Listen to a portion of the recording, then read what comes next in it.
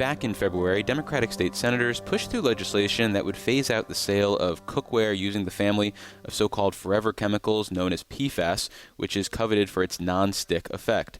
We previously heard from the opposition to this legislation from cookware companies that utilize the familiar substance of Teflon, which would be banned under this proposal, and now we're going to hear from a manufacturer and retailer that supports the restrictions. And our guest on the Capitol Press Room is Jordan Nathan, founder and CEO of the company Caraway, which offers ceramic alternatives to pots and pans that rely on Teflon.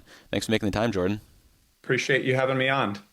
So PFAS is a broad definition of chemicals, and public health advocates generally label them as toxic or cancer-causing, but manufacturers who use PTFE, a unique member of the PFAS family known by the brand name of Teflon, argue that it's been approved for use by the FDA for 6 decades, and it's entirely safe to use in direct contact with food. From your perspective, what's wrong with that argument?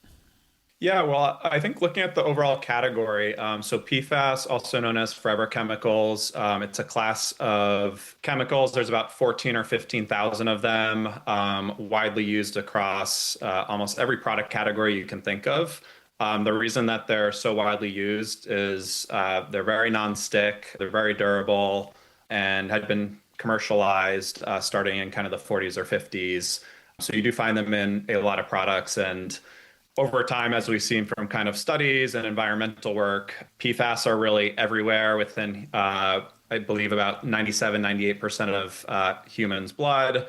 It's in our soil, it's in our water today, and it's very, very expensive to clean up these materials. As we look at kind of the broader landscape, because there are so many types of PFAS, there still is emerging science on a number of these. A number of years ago, PFOA and PFOS were phased out of cookware, as well as a number of other products. They were known to be quite toxic, linked to things like cancer, et cetera. And so since a lot of manufacturers have phased that out, have shifted to kind of newer strands of PFAS that are still being studied. There's still emerging science growing around them.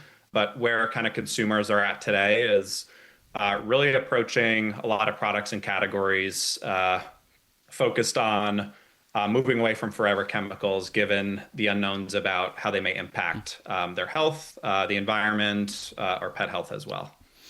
But PTFE, the unique form of PFAS, which you said has 14, 15,000 variations, has been used for decades now in America. And the FDA website regarding the use of PFAS in pots and pans says, quote, studies show negligible amounts of PFAS in this coating can migrate to food. They have a similar message expressed about the PFAS used in food processing equipment.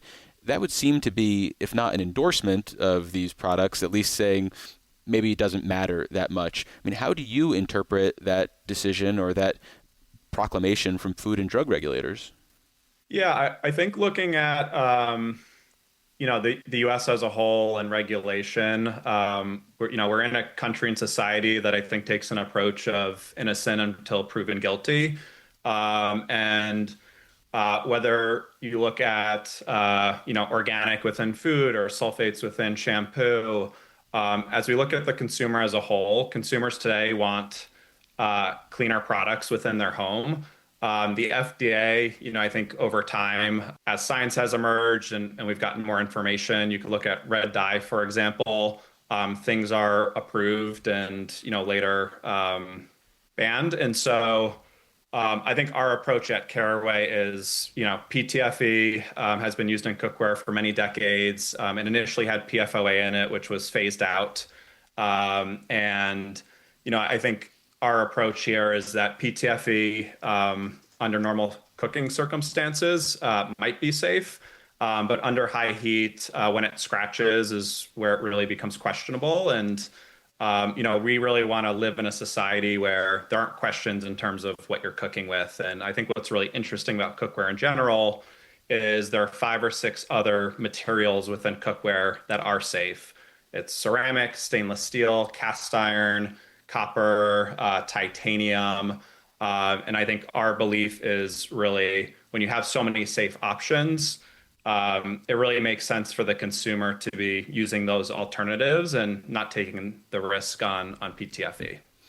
Yeah, I want to talk a little bit more about alternatives, but lastly, in terms of the risk from PTFE, is this an issue where the degree of exposure, at least from your perspective, matters? Because it's one thing to say with cigarettes, smoke a lot, you're probably going to have health risks. Smoke once a year, you're probably not going to have health risks. So is this an issue where you think that PTFE exposure and whether it's a problem is based on the degree of usage or how you're using it, like with a potential for extreme high heat or maybe a metal utensil in one of these pans? Very much so. I think like any product, the more you use it, the more it degrades. PTFE is a long chain type of PFAS, and what happens to long chain PFAS is over time they can break down.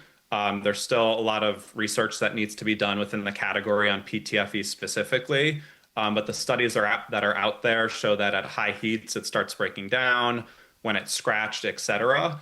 And so I'm sure you cook a lot at home.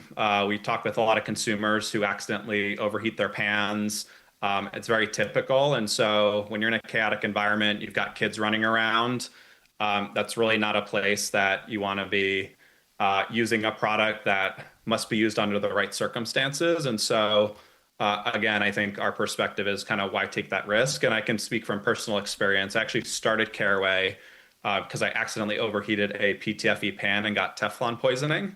And so there are cases on the rise throughout the US, and that is something that can happen, if you accidentally overheat it. Yeah, can you expand a little bit on your experience with what's known as quote unquote Teflon flu, something that is recognized by, say, like poison control groups, for example? Yeah, so it occurs when you overheat a pan. So in my case, this was about 2 or 3 years ago before I started Caraway in 2019. I was cooking home at home one night. I put my pan on a burner. My dad had called me. The flame had been on, and I walked away from the kitchen for about 45 minutes and accidentally left it there. Came back into the kitchen. Was filled with kind of smoke and fumes. I ended up getting sick, so nauseous, feverish. Ended up calling poison control, and they let me know that I was likely exposed to Teflon fumes.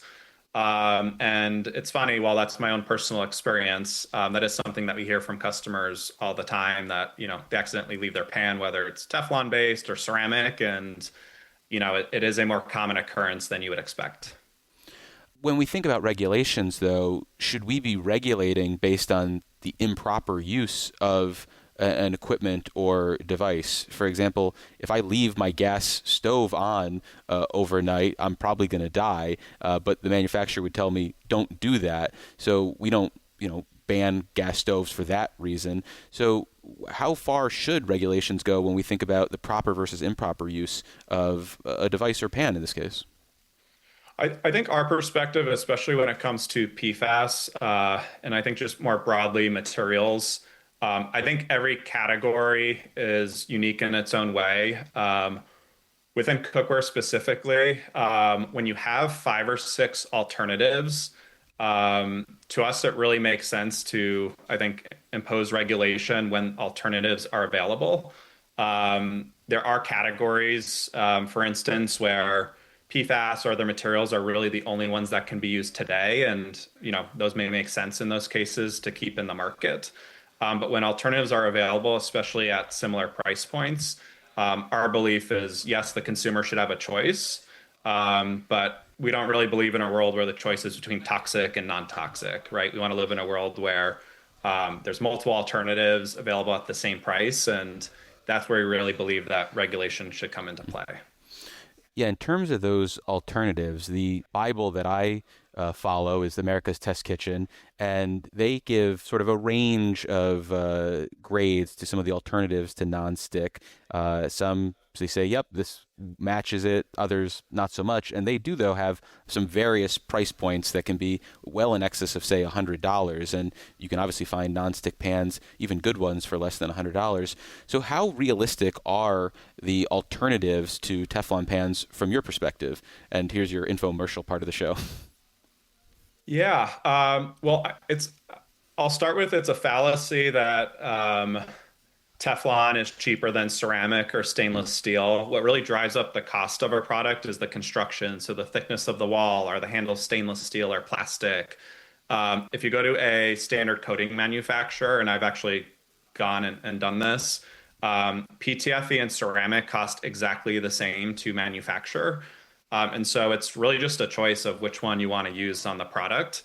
If you went on Amazon today or you went on Costco, you'd find ceramic pans at the same price as PTFE. And when you look at stainless steel as well, or cast iron, one of the biggest and best cast iron brands, pans retail for about $20. There's a lot of stainless steel sets out there as well for under 50 to 100. And so these all exist. And if you look at kind of current regulation, there's 6 to 8 states that have banned PFAS within cookware. There's 3 that are actually in effect: Minnesota, Maine, and Colorado. And if you look at kind of the consumer landscape there, they have had no challenges getting access to cookware at a reasonable price point. What about the idea of just using warning labels, making sure that consumers are cognizant of everything that you and I talked about in terms of the environmental risks, and then letting them choose the same way we do with, say, alcohol or beer, or here in New York, marijuana? I think that's one option, and I would say that would be progress. I think the broader issue with PFAS, and interestingly, I actually just went to a PFAS conference last week.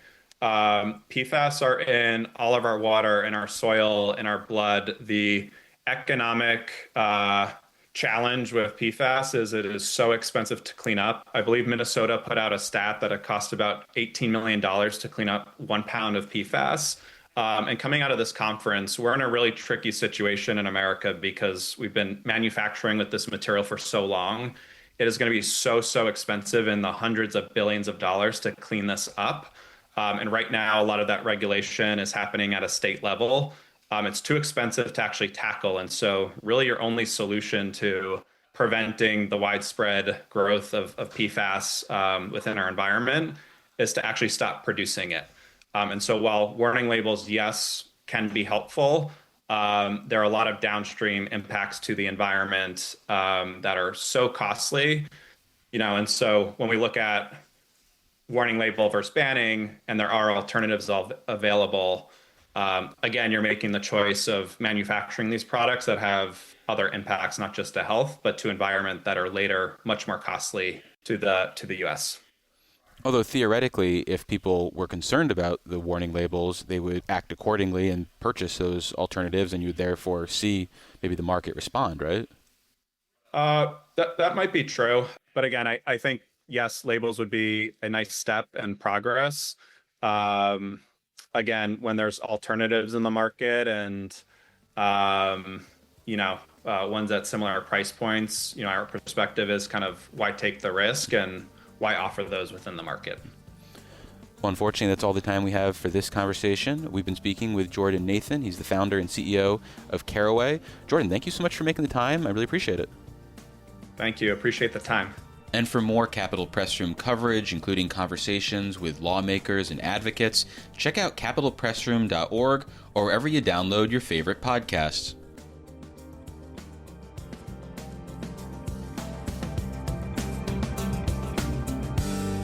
Support for the Capitol Press Room comes from O'Donnell & Associates, a public affairs firm providing strategic guidance to businesses and nonprofits on navigating policy and regulatory issues. More information is available at o'donnellsolutions.com.